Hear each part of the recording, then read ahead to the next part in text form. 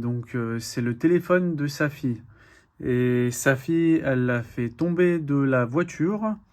Et du coup, après, elle s'en est pas rendu compte. Et du coup, il est passé après sous les roues de la voiture. Voilà, donc ça va.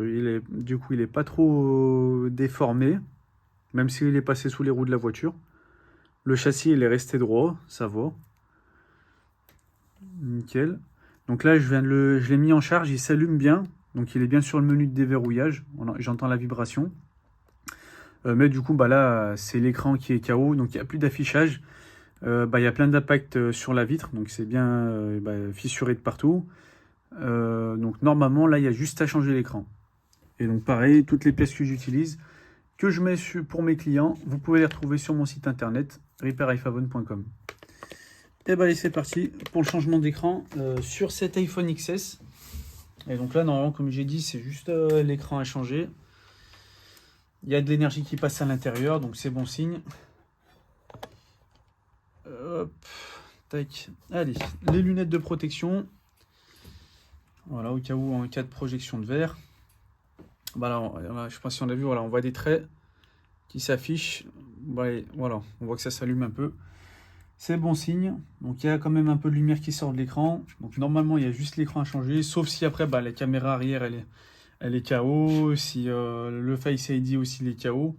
Mais normalement, le principal déjà pour que le téléphone il soit utilisable, normalement c'est bon vu qu'il est au menu de déverrouillage.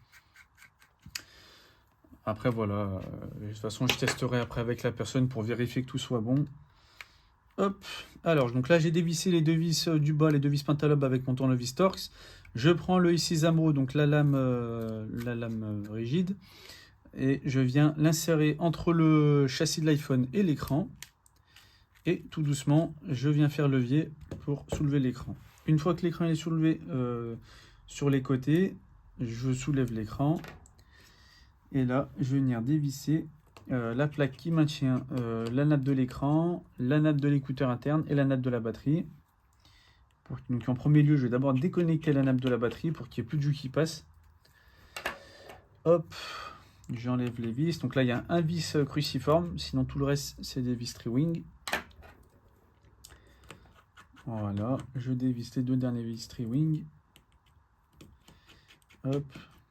Donc en tout cas à l'intérieur, c'est propre.